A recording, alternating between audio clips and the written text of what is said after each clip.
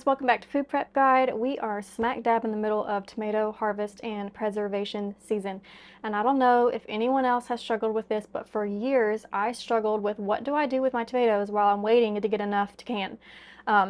And so I have tried a bunch of different things, and over the years I have settled on this method, and that is freezing my tomatoes first until I can get enough to do like a really big canning weekend. I like to process all of my tomatoes in one weekend if at all possible, including Friday. So Friday, Saturday, and Sunday, I like to set aside and get almost all of my tomato products done. So we grow mostly indeterminate tomatoes, which means they continue to put on tomatoes all the way until something kills them. Determinate tomatoes will put them all on at once and then the plant will die. So when you're growing indeterminate tomatoes, you kind of have this struggle of getting a tomato here, getting a tomato there, and not necessarily having enough to can based off just one or even two harvests.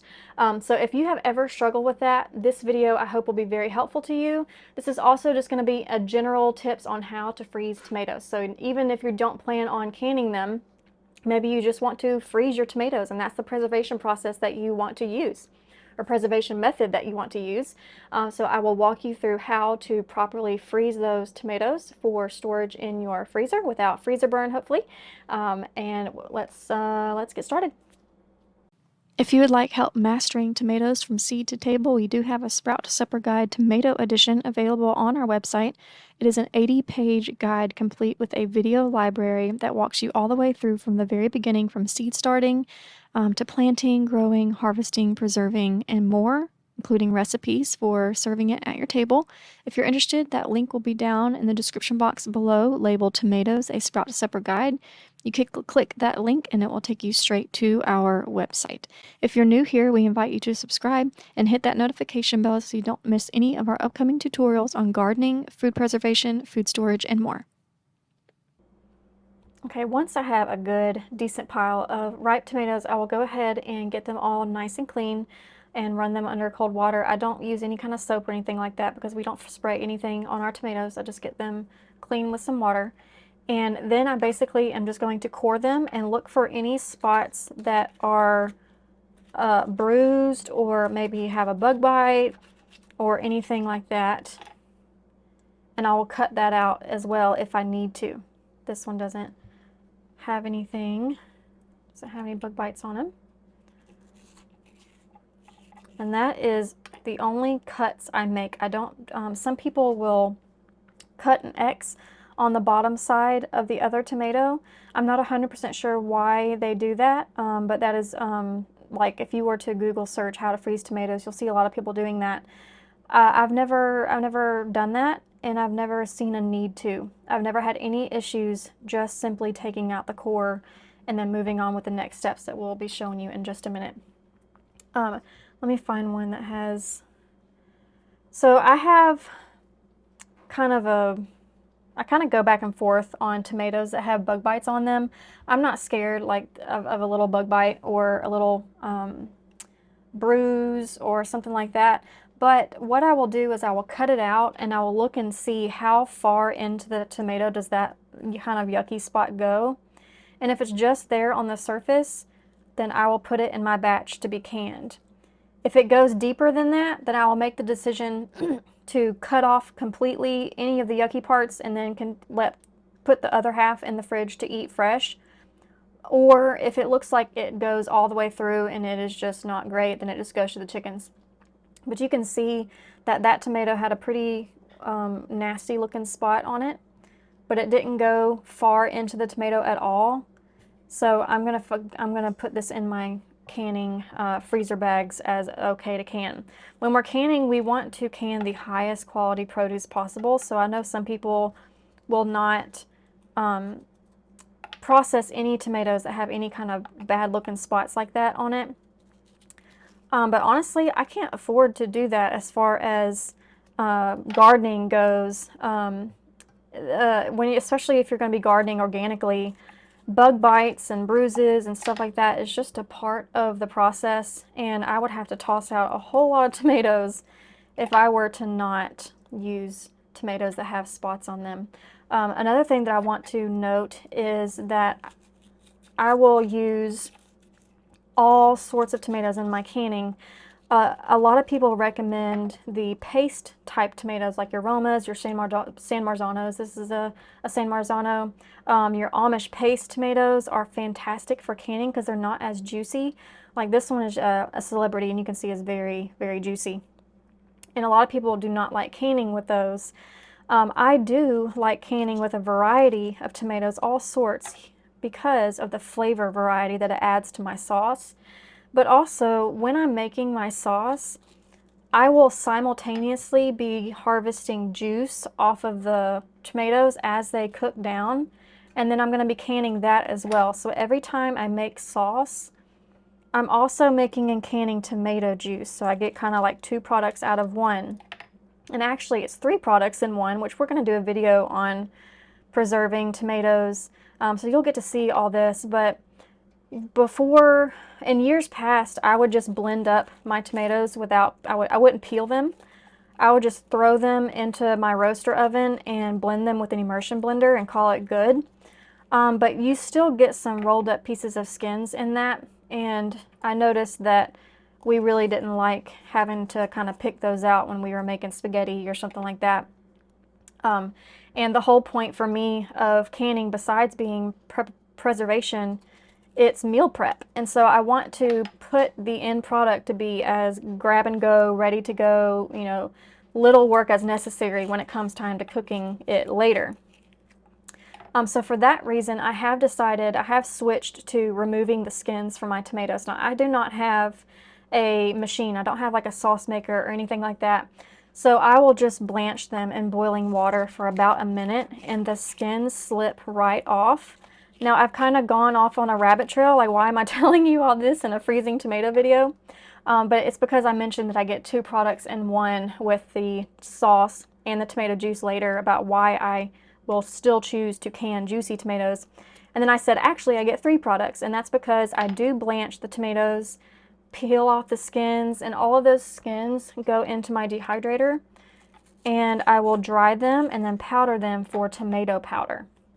So when I'm canning sauce, now see, this one is interesting. The core part is gone. So I'm going to dig through here and make sure there's not a worm hiding in there, because that does happen sometimes. Nope, we're good. But anyway, those will go in my dehydrator to make tomato powder.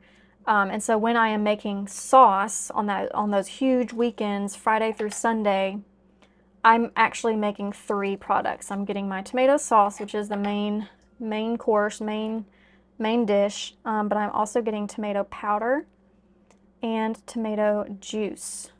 So don't shy away from canning those juicy tomatoes, because you can absolutely make the most of them. And having multiple different types and styles and varieties of tomatoes in your sauce, I'm telling you, is going to make it so delicious. So this has some kind of bruise on it. I want to make sure it's not getting moldy. Okay, so perfect example. So this on the outside looked just like that first one I did, and I opened it up and it was totally fine. This one is not. Look what, and when I opened it up, it is black all through there. So I'm going to cut right here, and I'm going to see if it's black all the way through the top too. So here's the black nasty part I'm going to throw away. Here's the cut top part, which is fine.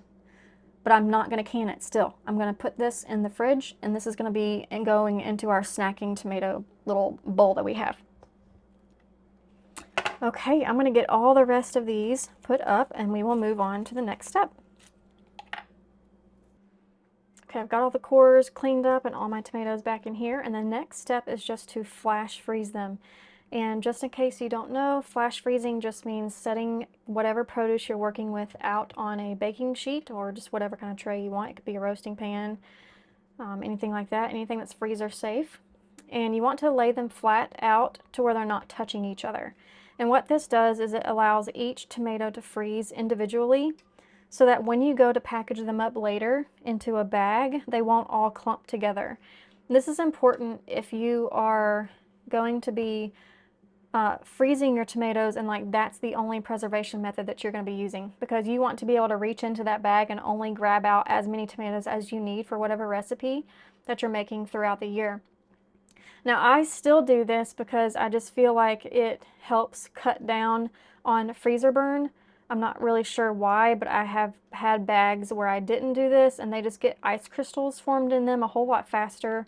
But I will note that if I am kind of towards the end of my tomato season and I only have, you know, maybe a couple more gallons, a few more gallons coming in from the garden before I'm ready to do my sauce day or sauce weekend, then I'll skip this step because they'll only be hanging out in my freezer for a few days max. And so I just go ahead and skip this step. But this is a very important step if you're going to be freezing your tomatoes for long-term use.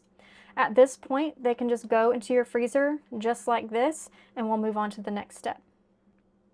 For the sake of filming, I went ahead and just took out a tray that I already had in my freezer, so this is a different group of tomatoes than we were working with just a minute ago. But these are flash frozen. You can hear they're rock hard, rock solid, totally frozen with very few ice crystals on them. So at this point, they're ready to go in your freezer bags. Now I do have some reusable bags that I like to use, but I usually use those for my pizza doughs and bread doughs and stuff like that that I make ahead of time. And so I do not have any of those available to me at the moment. But you can just pile these in. You don't have to be careful to single layer them because they are flash frozen. And you can fill them up to the brim just as long as you have enough air to zip it up. You don't have to worry about leaving room for expanding. That's only with glass, not with plastic. So at this point, you just want to get out as much of the air as possible. And if you really want to get out as much air as possible, you can set this in a bowl of water and as slowly lower it into the bowl of water. And as the water comes up, it's going to push all the air up out of the bag. And you can just leave a little opening like this. That water will push it all out. Then you can just zip this shut real quick. And then they can go into the freezer. And at this point, they are able to sit in the freezer until you're ready to use them, whether it's for a big canning day or whether it's just working with throughout the year. Okay, as far as working with the tomatoes as they come in from the garden, I wanted to show you this area of my house over here. It's kind of just out of the way, underneath the sunny windowsill. And I've been harvesting in these milk crates this year, and I take a different milk crate each time I go to harvest. We get about a quarter of a milk crate full every few days. And the one that's in this blue tub right here, that's the one that is going to be ready to work with next. And then I go from basically super ripe, ready to go into the freezer, to almost, you know, mixture starting to ripen, and then the ones that are just barely blushing that look like just green tomatoes, but they're not. They're blushing just a little bit, and that's all we need. They will eventually, in about a few days to a week's time, they'll all be nice and red like that. And then I just pull a milk crate out onto my counter and start the freezer process that we just discussed. Real quick before I show you the next thing, I did want to mention that if you're going to be storing your tomatoes in the freezer for 6 months or longer, it would be best to go ahead and vacuum seal them in whatever increments you plan on using them, whether that's one single tomato at a time or 4 or 5 tomatoes at a time. Just go ahead and package them up in a vacuum sealer bags, and that will protect them from freezer burn. Okay, so real quick, I wanted to wrap up this video by showing you the main reason that I love, or I guess I should say the bonus reason that I love using the freezer as like a holding space for my canning tomatoes, and that is because how easy it is to skin them. I told you that I don't have a kind of a sauce machine, and so I peel my tomatoes manually, and this step saves me so much time. So what I have here is just a bowl of hot tap water, just as hot as I could get it out of my tap. Doesn't have to be boiling by any means. And I'm just going to set the tomato in there for about 2 to 3 minutes. And what this is going to do is it's going to start the process of loosening the skin away from the tomato. Now, usually in order to skin tomatoes, you know, manually, like without a machine, you need to blanch them in water for a couple minutes. Put them into an ice bath till they're cool enough to touch, and then you can slip the skins off. By freezing the tomatoes, the slip the skin action it just happens automatically, like without blanching. And so it saves you that step. So not only is your freezer giving you time to be able to can on your schedule versus the tomato harvest schedule, but it is also going to make the process a lot easier. So I'm going to let this sit here for about another minute, and then I'll show you how easy it is to peel those skins off. Okay, now we are ready to peel the tomatoes. Super easy peasy. You just want to rub your fingers until you kind of break the skin a little bit, and then you can, they just peel right off. I mean, look at that. Amazing. And this, I put it in warm water just because I wanted to speed up the process. But you don't have to do this when you are, and it's peeled. You don't have to do this when you are going to be canning, because they will just, this skins will loosen up just from thawing. They don't need water is what I'm trying to say. I'm kind of getting tongue-tied, but you don't need water to make this happen. The skins will slip right off during the thawing process. So normally what my sauce processing days looks like is the tomatoes just go straight from my freezer. I empty them out into my countertop roaster, which is usually sitting right about here. And I will just put them all in there, and after about 30 minutes of just sitting there at either room temperature or even at like 150 degrees, if I go ahead and turn my roaster on, they will start the thawing process, and those skins slip right off. And then you can take these skins and collect those and dehydrate them to make tomato powder. So freezing tomatoes is a fantastic way to save your tomatoes until you have enough for a big preservation day. But of course, you can also just freeze them, as we discussed just a minute ago, and pull out ever how many tomatoes you need at a time throughout the year.